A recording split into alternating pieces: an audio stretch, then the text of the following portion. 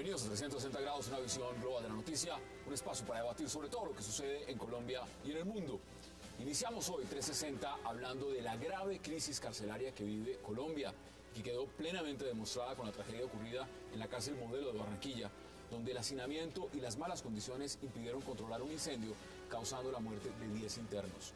El ministro de Justicia, Alfonso Gómez Méndez, afirmó que hay que ajustar controles, aumentar la vigilancia y controlar lo que sucede en el IMPEC para evitar tragedias como las de Barranquilla. ¿Qué sucede realmente en las cárceles colombianas? ¿Por qué la cárcel Modelo de Barranquilla tenía 1.116 internos cuando su capacidad es tan solo para 454? Hoy debate en 360. Y también esta noche debatiremos y hablaremos de ese respaldo que le dieron todos los jefes de Estado que participaron en la cumbre de la Comunidad de Estados Latinoamericanos y Caribeños, la CELAC, al proceso de paz del presidente Juan Manuel Santos. El mandatario colombiano agradeció el apoyo, dijo que queda todavía un camino difícil por recorrer, pero que espera que en la próxima cumbre de la CELAC ya haya firmado la paz. ¿Qué significa todo esto? Debate esta noche en 360 y no se muevan, que ya en segundo le estamos dando la bienvenida a nuestros invitados.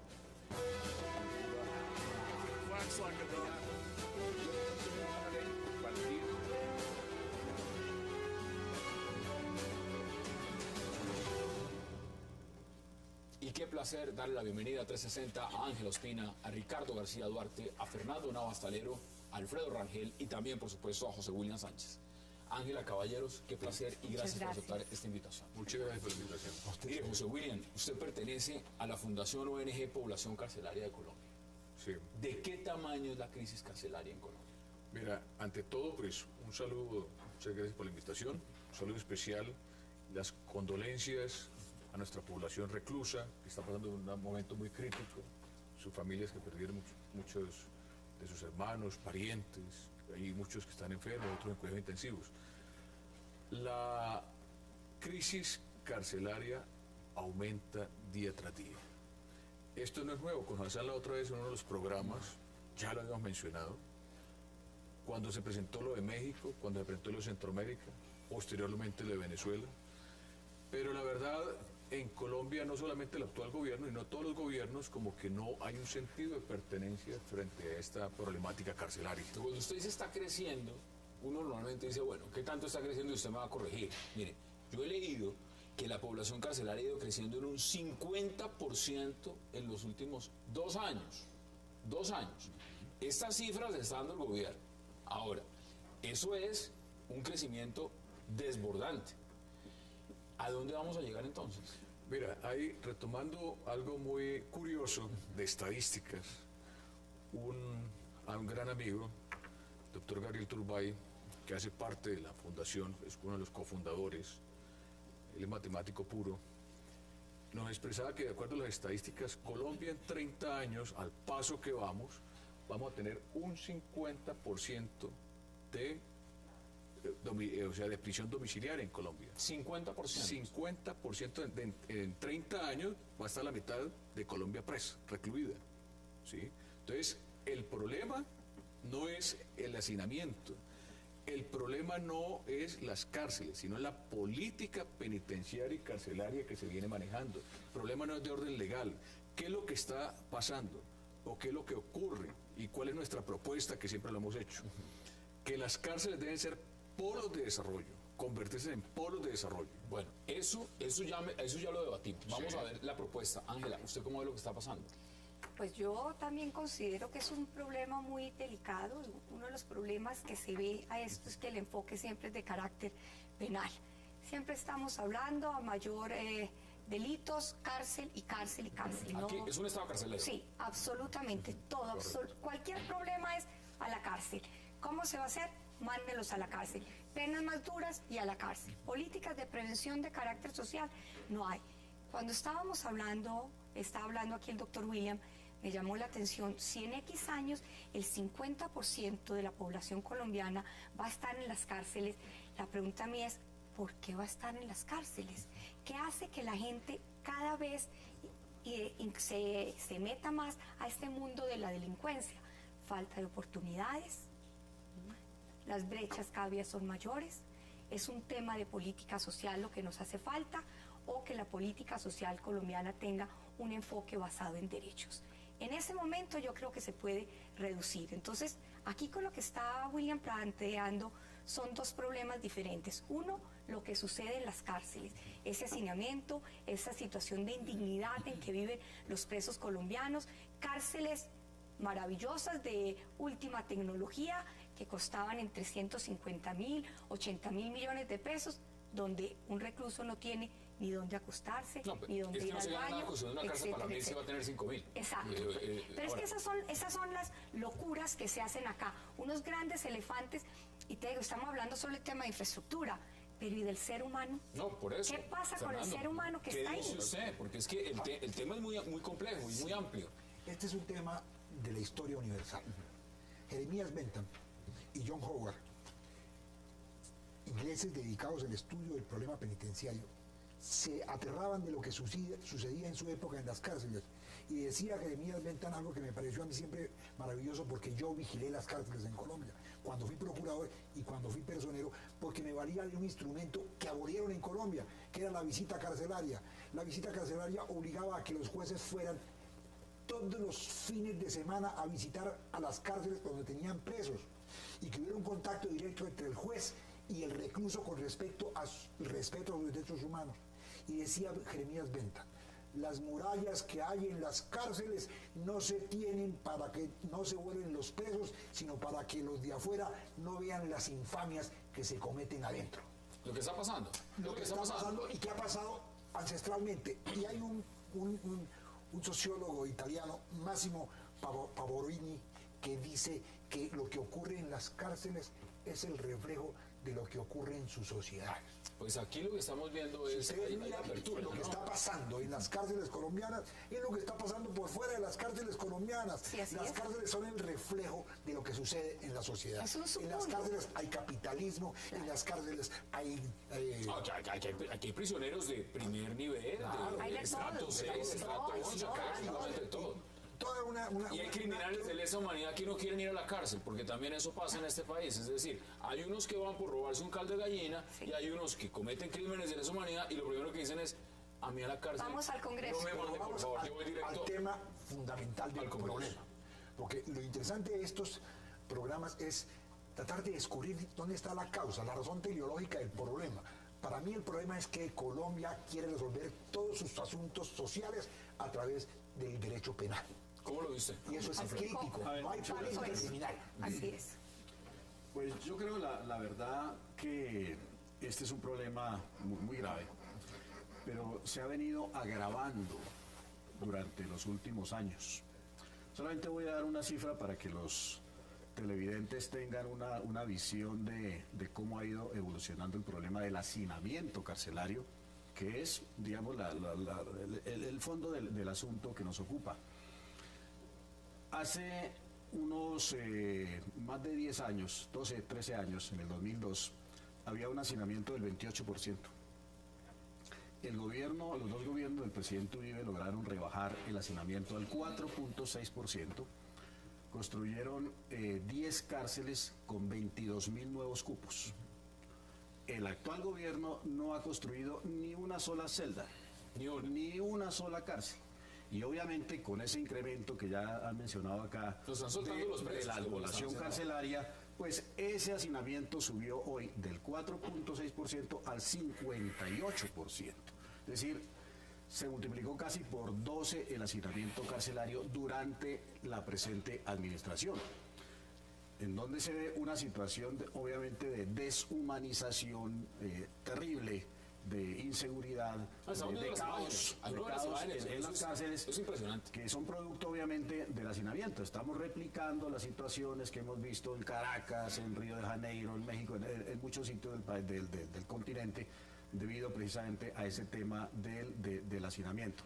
El gobierno trata de manera apresurada y de manera absolutamente improvisada de solucionar este problema mediante la excarcelación. Entonces tiene una iniciativa, como hay mucha gente en las cárceles, entonces saquemos a todo el mundo de la cárcel de una manera supremamente improvisada, supremamente temeraria, que yo creo que debería ser objeto de un mayor análisis. Obviamente que el tema, digamos, el tema de fondo pues de la justicia, no tiene que ver exclusivamente con el tema de las cárceles. Digamos, la cárcel es el reflejo, la condensación de toda una gran cantidad de problemas. Entre otros, por ejemplo, el tema de la falta de eficacia del sistema judicial. El 35% de los reclusos hoy en día en Colombia son solamente sindicados. Sí, o sea, no están condenados, están precisamente esperando un proceso y una condena.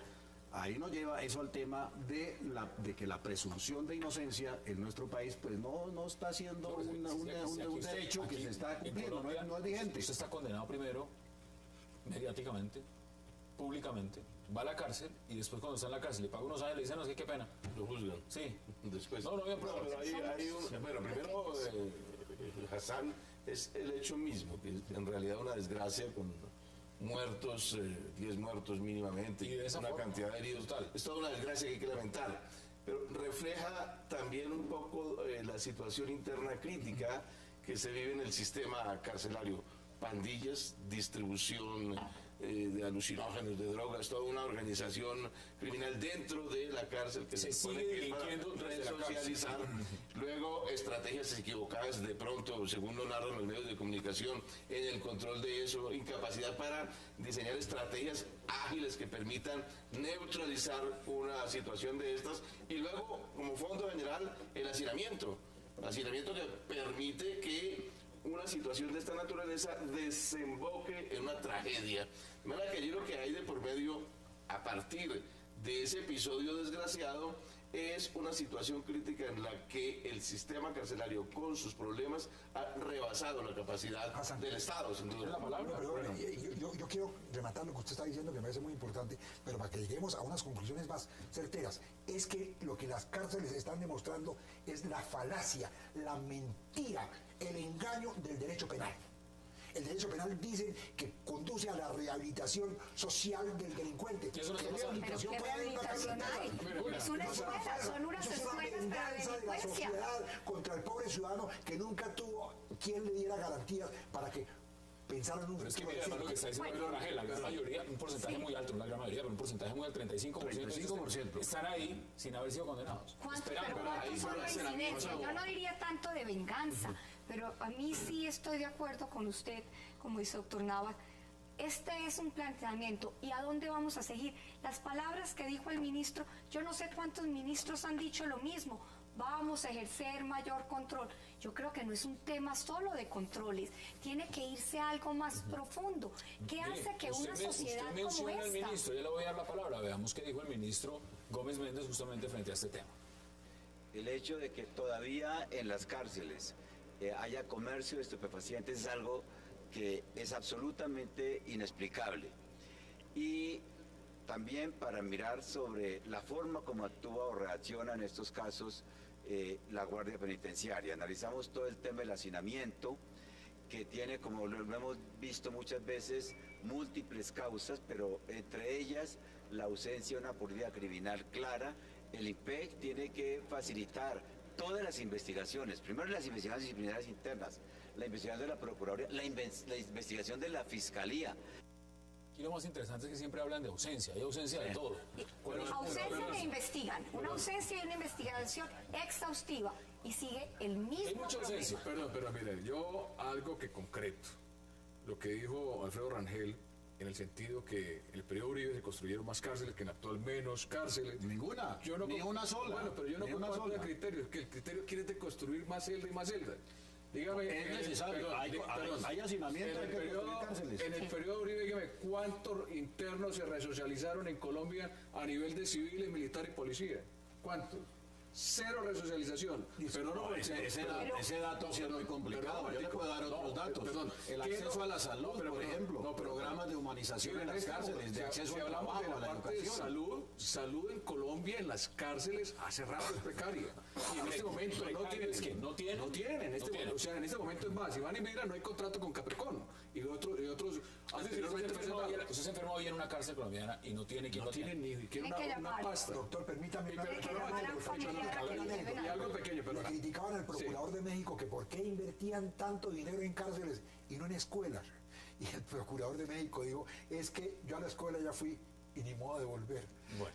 Yo creo que eso de que no construyamos más escuelas y no tantas casas. Pongo eso rápidamente porque yo quiero una pausa. Algo corto, mira. Hay que pensar lo que tú decías, que lo hablamos mucho en la Fundación. Hay que partir de la prevención del delito. ¿Dónde hay prevención del delito? ¿Dónde lo hay? Lo otro, tenemos que las cárceles convertirlas en unos polos de desarrollo a nivel empresarial, industrial, comercial. ¿Cómo hace usted con la cantidad? En medio de ese hacinamiento, es complicado hacer cualquier cosa. Mira, en estos polos de desarrollo, a nivel empresarial, industrial, agroindustrial, ¿qué queremos? Queremos un sindicato, en lugar de buscar beneficios propios, un sindicato empresarial. Necesitamos también que los internos participen de este proceso como trabajadores, pero con un salario digno. Que coticen a salud, a pensión, que se beneficien sus familias. Porque mira, mientras no salgamos de esta crisis, no tengamos oportunidades en nuestras cárceles civiles, militares y policiales, no estamos en Ya me nada. cuenta que ha dicho el ministro frente a lo que ustedes proponen, porque lo que el ministro parece decir, no sé si el señor está Él se perdido. queja más o de lo menos. que no hace él mismo. Entonces, vamos a la pausa en 360 y ya regresamos.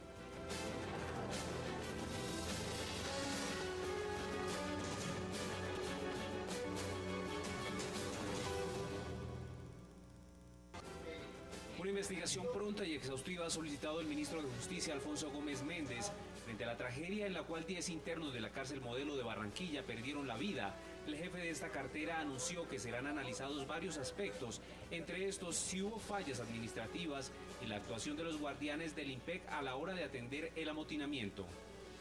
El hecho de que todavía en las cárceles haya comercio de estupefacientes es algo que es absolutamente inexplicable. Y también para mirar sobre la forma como actúa o reacciona en estos casos la Guardia Penitenciaria. Analizamos todo el tema del hacinamiento. Frente a la gravedad de los hechos, algunas entidades del Estado, como la Procuraduría General de la Nación, ya anunciaron investigaciones. Lo primero que ha solicitado es un informe por parte del IMPEC. El IMPEC tiene que facilitar todas las investigaciones. Primero las investigaciones disciplinarias internas, la investigación de la Procuraduría, la investigación de la Fiscalía. Mientras se verifican las causas de la muerte de los 10 internos, el sindicato del IMPEC indicó que ese grupo de trabajadores ya había anunciado la difícil situación en la cárcel Modelo de Barranquilla. Añadió que al interior del IMPEC existe un déficit de personal para la atención de los centros penitenciarios. Esta organización, con la seccional de la Unión de Trabajadores Penitenciarios, ha puesto en conocimiento la problemática de Barranquilla frente a la convivencia de los mismos internos, el hacinamiento, el déficit de personal, la falta de medios técnicos y tecnológicos del personal que labora allí para poder solventar alguna emergencia como la que se ocasionó en el día de ayer. Sobre lo denunciado por el sindicato del IMPEC, el ministro de Justicia señaló que no se anticipará a establecer responsabilidades. Yo no sé si lo que pasó en Barranquilla uno lo pueda atribuir a falta de personal. No quiero tampoco que se aproveche esta situación para plantear otros hechos que probablemente tengan una justificación y una explicación distinta. El Ministerio de Justicia no descarta que se tome la decisión de solicitar la renuncia del director de la cárcel Modelo de Barranquilla si se llega a comprobar su responsabilidad administrativa. Dios mío, no. Regresamos a 360. Mire datos. 138 prisiones en Colombia con capacidad para 76.000 presos concentran 120.000.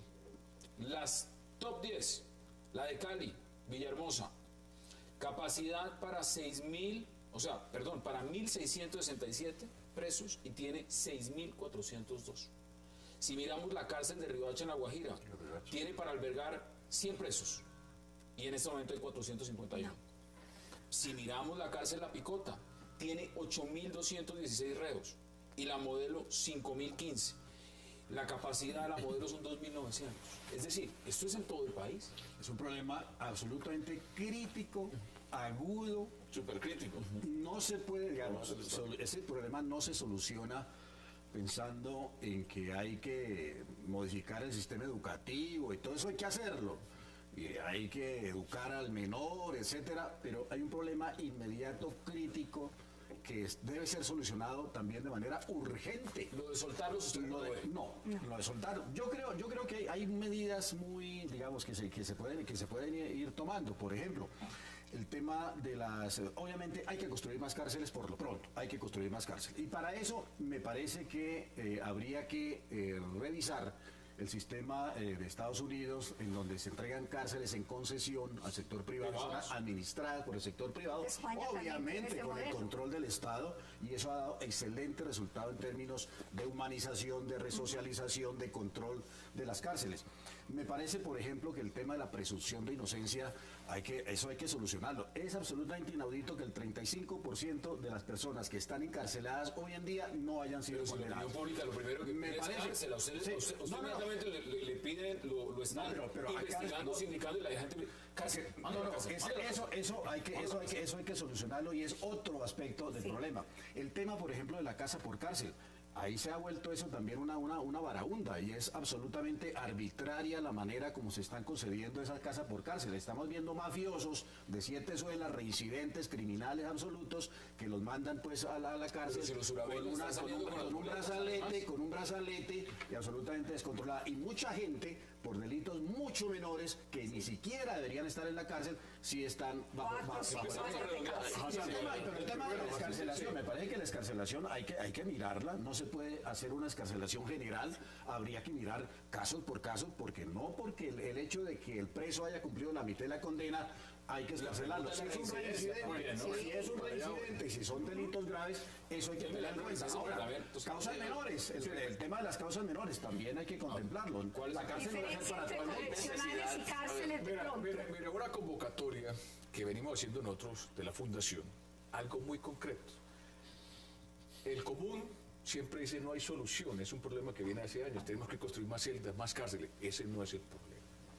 El problema hay que partir de la prevención del delito, pero de manera inmediata. Mira, lo otro que se debe hacer es ya.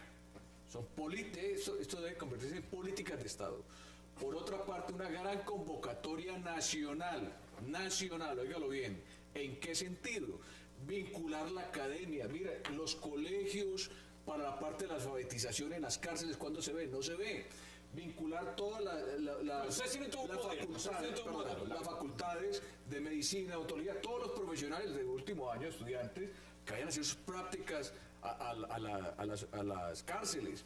Que se vinculen los empresarios, los industriales, que existen como unos incentivos. Un montón de propuestas, sí, pero la realidad es otra. De todas formas, esos son unos paliativos. Yo sí creo, como estaba diciendo el doctor Rangel, ya hoy, ante esas estadísticas que usted acaba de presentar, pues se tiene que construir otras cárceles. Lo que pasa es que a nosotros se nos olvida la integralidad en cualquier política, no solo en la carcelaria. No es, haga más cárceles para que puedan albergar ese 50% que se dice que va a estar ahí. No, ¿y dónde está esa política real de prevención? ¿Dónde está el trabajo hacia la niñez? ¿Dónde está el trabajo de los adolescentes? Es que aquí hablamos siempre de la niñez o de pronto de los mayores. El grueso de los adolescentes. Hoy me impactó una mamá que estaba hablando que no sabía de su hijo. Yo creo que esa señora no tenía 35 años y tenía un hijo allá en la cárcel, modelo de Barranquilla.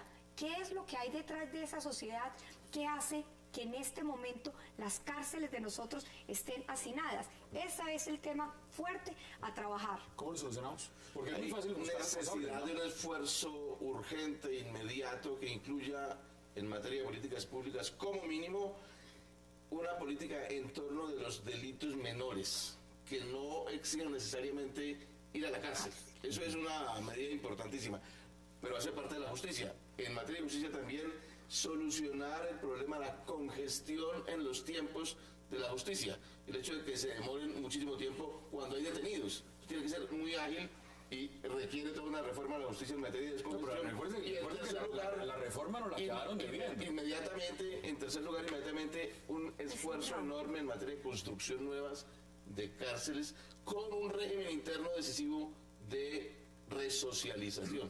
Yo creo que mínimamente eso hay que proceder. Tenemos soluciones, política, vamos a cambiar de tema.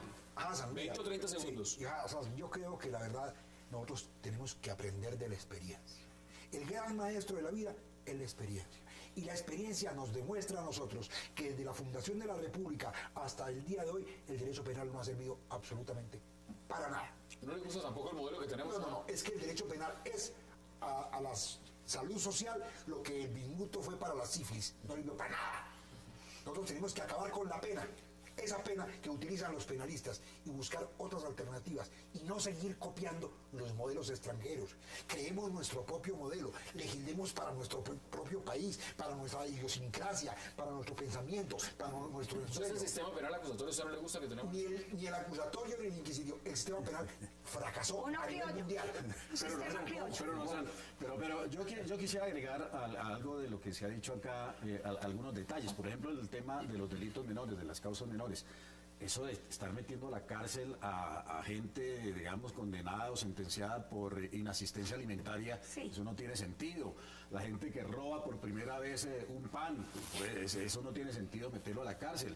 Tiene que haber un sistema de fianzas, por ejemplo, que la gente salga en libertad bajo fianza en algunos es algo casos. interesante. En otros casos que se impongan multas, en otros casos que haya trabajo comunitario como castigo, etcétera. Es decir, penas alternativas, no necesariamente la cárcel. Pero un tampoco, ejemplo. doctor Rangel, que con la excusa del hacinamiento, muchos de los delitos, por ejemplo los de hurto, entonces ni se investigan, ni se van a la cárcel y feliz existe esa Déjame un impunidad. ejemplo, porque mire, quedan menos de 30 segundos y yo sí quiero que usted me dé un ejemplo de cómo se resocializa a una persona en una cárcel colombiana. O sea, ¿qué es la cuando hablamos de ese proceso? Deme un ejemplo. Bueno, abreviando las cosas, lo que dice Ángel Ospina, que dijiste que, o sea, el modelo que tratamos de implementar en el nivel nacional es un paliativo, estás totalmente equivocada. Nosotros en el Huila, en el año 99, que yo estuve director del IPED en el Huila, este modelo lo logramos desarrollar. Vinculamos el sector público, vinculamos el sector privado, vinculamos la academia, vinculamos la clase política, industrial, empresarial, las fuerzas militares, la policía. Y no hay Todo el mundo hacinamiento. colaboró, todo el mundo colaboró y de manera grata y de inmediata. Ese mismo modelo lo podemos implementar en el nivel nacional. Pero ¿por qué no aprovechamos la inversión nacional extranjera en las cárceles? ¿Por qué no mira, hay una serie de TLC firmado, ¿por qué no aprovechamos esos TLC? ¿Sí? O sea, no se trata de simplemente de entrar a reprimir y reprimir. Un último elemento que aquí extrañamente no se ha tocado es el tema de la Guardia Penitenciaria. Hay 22 sindicatos en el IPEC. Eso hace absolutamente inmanejable, incontrolable ¿Hay que cambiarlo? la situación. Yo creo que eso hay que revisarlo, porque resulta que todos los guardianes están prácticamente como dirigentes de los sindicatos en permiso sindical, y es absolutamente imposible para el director del IMPEC y el ministro de la Justicia hacer cualquier tipo de movida o de sanción o de Deme el castigo. ejemplo de resocializar en una cárcel. ¿Qué es? ¿Cuál es el ejemplo? Ponle que Hay que resocializar al Me IMPEC quedan primero. 15 Bueno, segundos. terminando, lo que dice Rangel en el sentido de los sindicatos. No son 22, me dicen, sindicatos, no son 22, sino 48. Bueno. Una de las salidas que tenemos a los sindicatos que buscan el favoritismo de orden personal es que los sindicatos se conviertan en empresarios, ¿sí? Usted lo que Es quiere- como el modelo. usted lo que está proponiendo es una reforma Antioqueño. Totalmente, pero a ver, la realidad es otra, vuelve a decir, la realidad ¿El es del otra, la práctica es otra. sindicato? Ahora, Sí. ¿cuál es ese Antioqueño. ejemplo? ¿Cómo resocializan? Bueno, ¿Usted va a abrir un baño y resocializarse en una cárcel de Colombia? Mire, en este momento, lamentablemente, lo que usted comentaba fuera de cámaras, ¿qué le llaman resocializar? Los señores o señoras que están haciendo el aseo, los señores o señoras que están haciendo los mandados internamente en la cárcel, los señores o señoras que están lavando baños. Esa es la resocialización que está viviendo en Colombia. Sí, no Ahí tenemos resocialización, ahí están los puntos. por eso nuestro objetivo es que este modelo se desarrolle con inversión nacional, con inversión extranjera. Bueno, es un gana-gana. Usted ya puso Gana en el posiciones, empresario, ahí le gana los queda internos. a la audiencia más o menos lo que están proponiendo ustedes. Vamos a cambiar de tema. José William Sánchez, gracias por aceptar la invitación. Muchas gracias, muy formal. Vamos a la pausa porque regreso vamos a hablar de la CELAC. Ya regresamos Muy entonces. bien, gracias.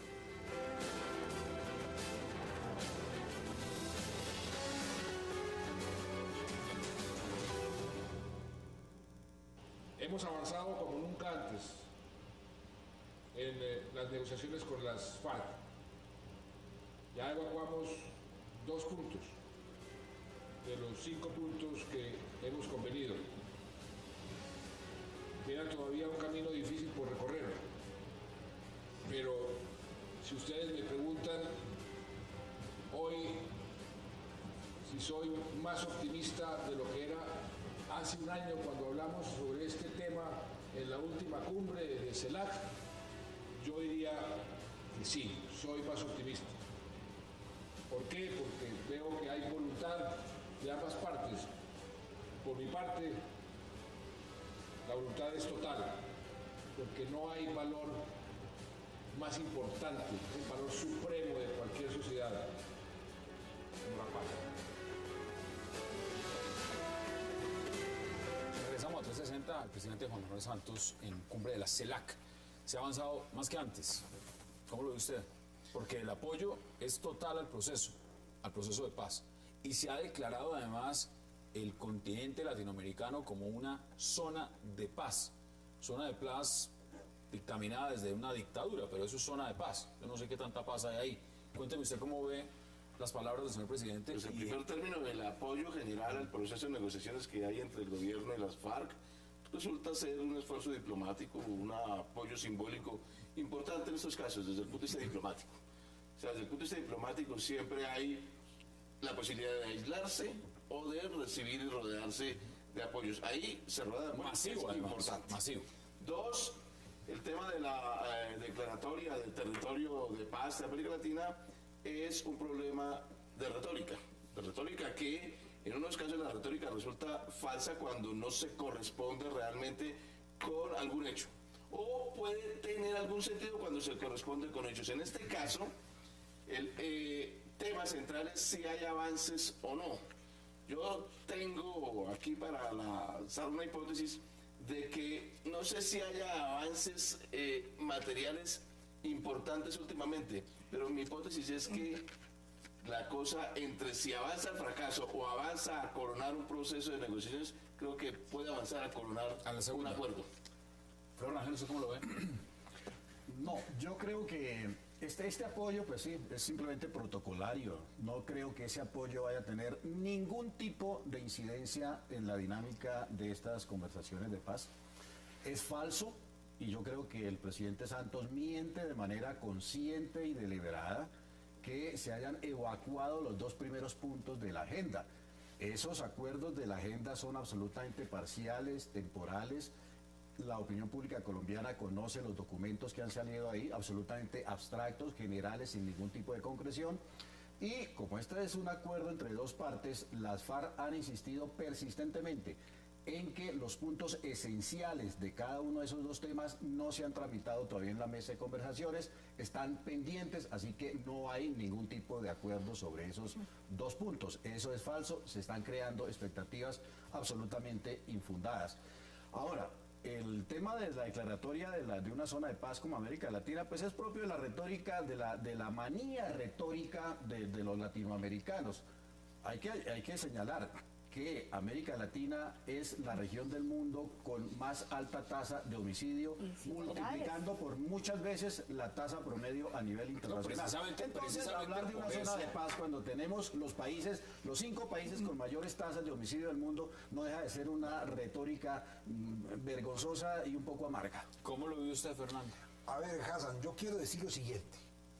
Nosotros incurrimos necesariamente, no puede ser de otra manera, en un pecado grande. Y es que el pueblo que no conoce su historia es un pueblo que está condenado a repetir. Y además a la retórica que políticamente se suele utilizar para darle fuerza a argumentos falaces.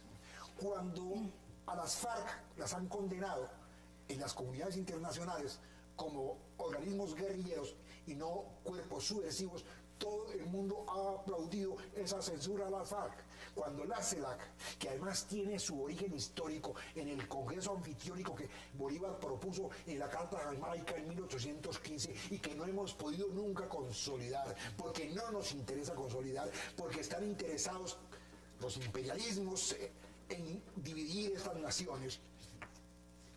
Cuando la CELAC aprueba lo que está intentando Santos, que además lo considero absolutamente necesario e indispensable a mí para los pocos días que me quedan, Hassan, porque tengo 70 años de ver este país en guerra y 130 que vienen de atrás, porque en eso sí nos han mentido, en decir que llevamos 50 años en guerra, nos llevamos 200, porque la independencia nacional fue la gran farsa que se le hizo a este pueblo, y este pueblo reclama una reivindicación. Entonces, si la CELAC apoya lo que estamos intentando, me parece que es una presión a nivel internacional interesante para que la dirigencia entienda hacia dónde tenemos que ir. A mí lo que más me ha gustado de esto es que hay una palabra que salió: retórica, pura y legítima retórica.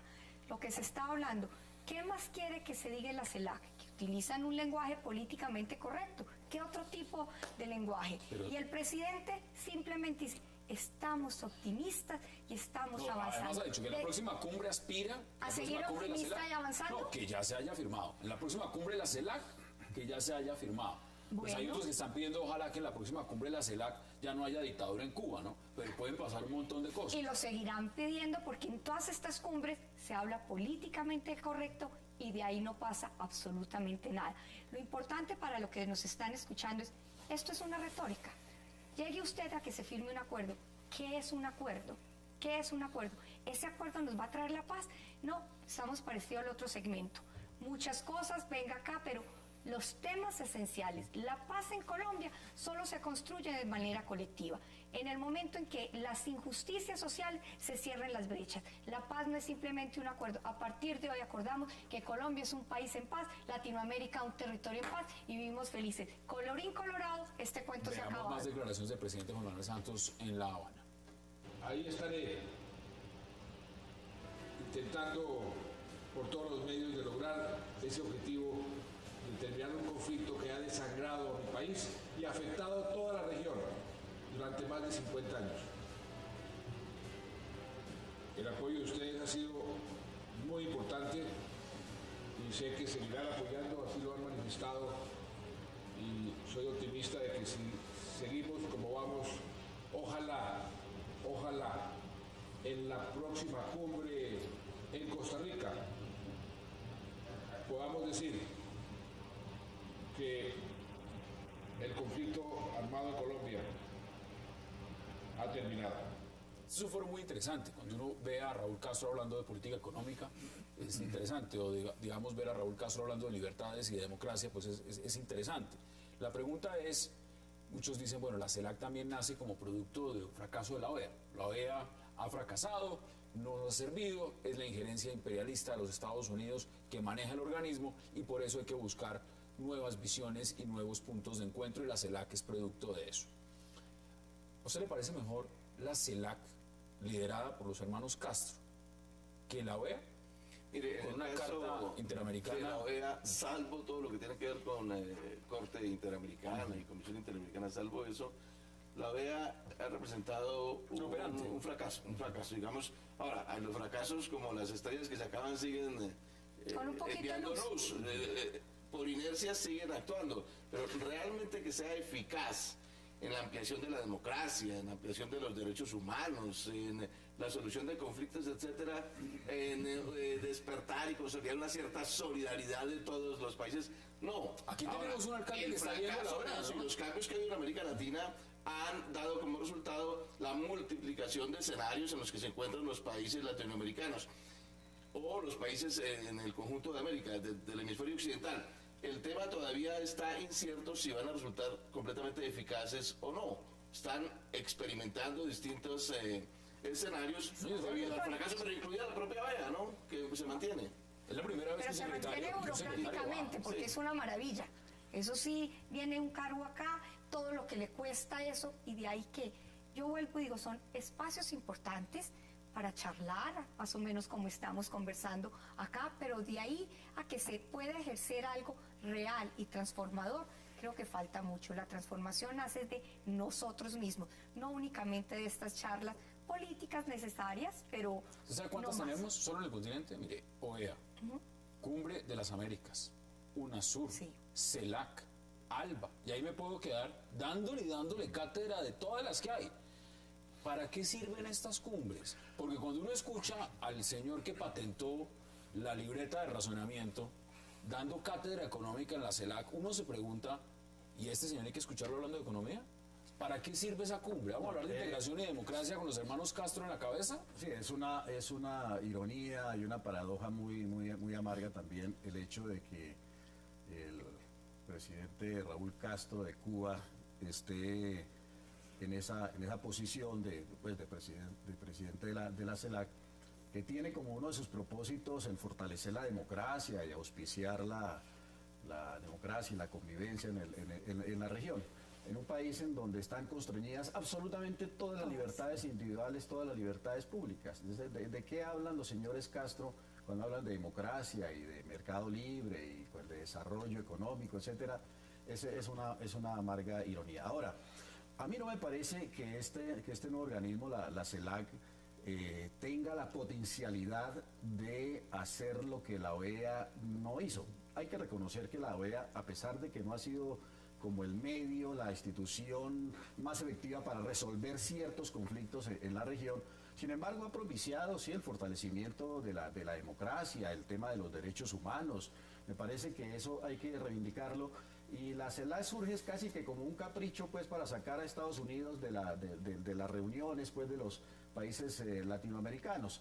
Yo no le veo potencialidades ni posibilidades de que estos UNASURES y los países del ALBA y la CELAC vayan a hacer eficientemente lo que no ha hecho la OEA. Vamos a la pausa y ya me contestan ustedes si piensan lo mismo o no, porque hay varios temas sobre la OEA y sobre la CELAC y las demás organizaciones y cumbres de si están funcionando o no en el continente. Vamos a la pausa en 360 y ya regresamos.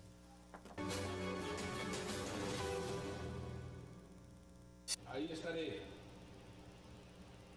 intentando por todos los medios de lograr ese objetivo de terminar un conflicto que ha desangrado a mi país y ha afectado a toda la región durante más de 50 años. El apoyo de ustedes ha sido muy importante y sé que seguirán apoyando, así lo han manifestado, y soy optimista de que si seguimos como vamos, ojalá en la próxima cumbre en Costa Rica podamos decir que el conflicto armado en Colombia ha terminado. Regresamos a 360. Ricardo, le doy la oportunidad también de que comparemos, porque han dado fuertes críticas a la OEA, pero también han dicho que tiene cosas buenas. Ahora, ¿la CELAC sí está ofreciendo realmente mejores cosas? Ustedes tenían razón ahora cuando hablaban en el contraste, digamos, un poco chocante que se desarrolló en Cuba y se habla de democracia, eso es cierto. Pero hubo un tiempo en que no existía sino la OEA, desde el punto de vista político. Existían organizaciones económicas. Desde el punto de vista político existía la OEA. Y sin embargo era una OEA constelada de dictaduras. Brasil en los años 60, Chile en los años 80, Argentina en los años 70, estaba constelada de dictaduras. América Central, de oligarquías y dictaduras patrimoniales, llamaban Banana Republic. Eso hay que tener en cuenta. Sin embargo, la OEA fue ineficaz en la promoción de la democracia en ese entonces. Ahora bien, no hay que contrarrestar tampoco radicalmente ahora OEA con CELAC o con UNASUR. Creo que están experimentando bajo una nueva situación, no la de las dictaduras de hace 30 años, sino de, en todo caso, mal o bien cierta consolidación de democracias. Populismo también. De democracias, incluso con tendencias populistas unas, otras menos, pero en todo caso democracias. Es la nueva realidad que hay que consultar, que hay que tener en cuenta en los nuevos escenarios diplomáticos que se están desarrollando. Ahora, hay otra cosita que quería introducir, y es que a la sombra o bajo la cobertura, pasando a otro tema con el que iniciamos, que es el del proceso de paz, bajo la cobertura de esta cumbre de la CELAC, es posible que el gobierno esté desarrollando además contactos bilaterales a fin de darle impulso a procesos de negociaciones, particularmente creo yo el del ELN. En Ecuador. O sea, para sede en Ecuador, qué sé yo. Hay que tener en cuenta también eso, ¿no? Claro. Sí. No sé, pues no va a ser la apreciación Pero sobre eso, comparto con lo que estás diciendo. Constatar el hecho de que eso sirve para el tipo de contactos para iniciar el proceso. A mí no me van a decir que un presidente candidato está en Cuba, donde está una mesa de negociación, y de pronto no se acerca.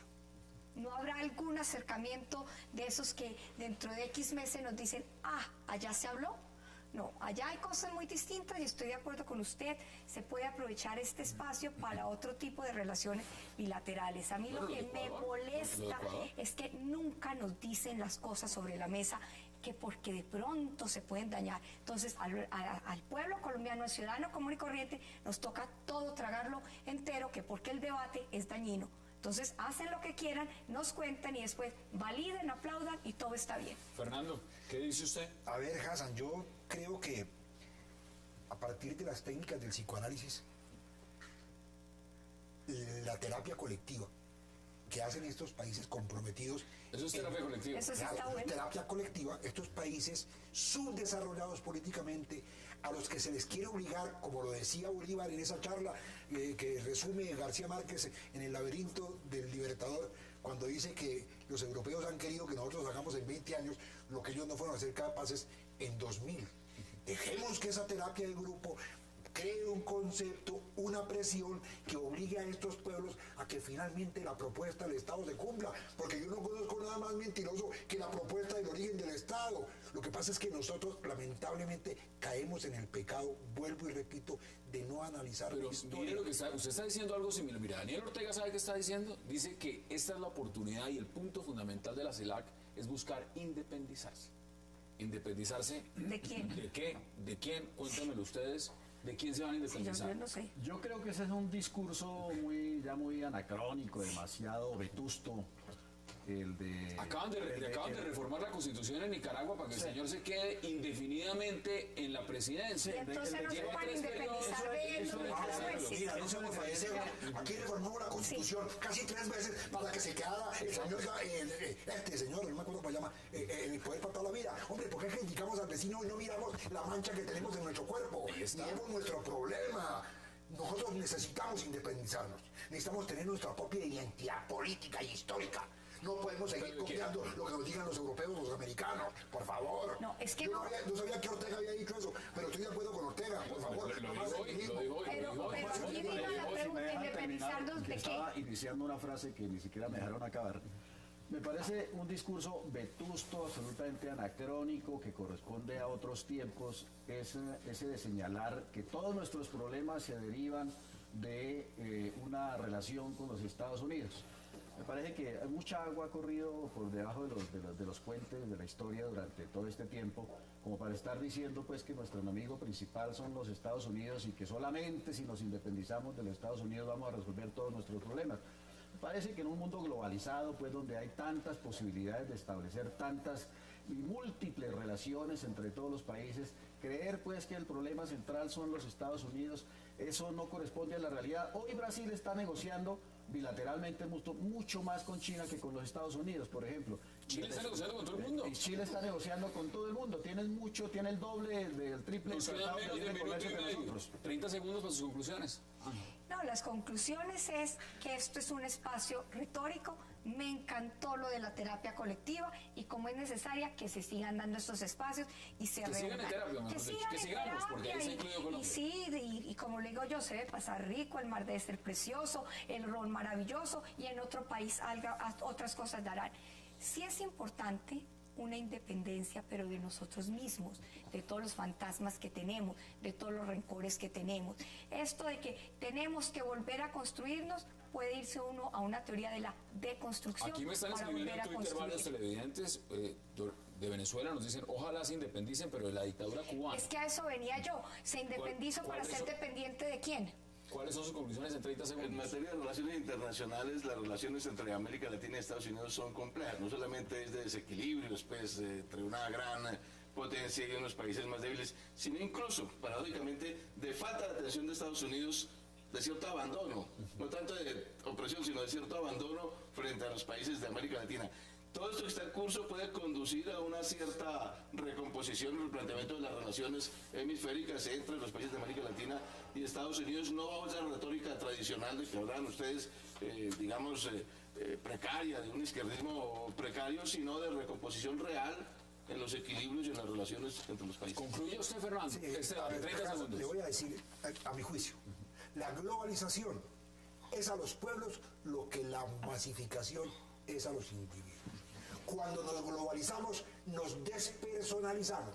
Cuando nos masificamos, perdemos la identidad. Y eso le está pasando a estos pueblos del tercer mundo. Si no adquieren su propia autenticidad, su propia comprensión de su historia, de su proyección al futuro, estamos perdidos. Bueno, ahí están las posiciones. Fernando Navas Salero, un verdadero placer. Ricardo García Duarte, como siempre. Gracias. Ángel Ospina, que no sea la última vez. Muchas gracias. Y Alfredo Rangel, gracias por acompañarnos. Gracias. A ustedes, gracias por acompañarnos. De nuevo la cita mañana a la misma hora, 8 p.m., para seguir debatiendo toda la agenda política de Colombia y del mundo. Y recuerden, repetición de este programa, 11:30 de la noche. Gracias por acompañarnos.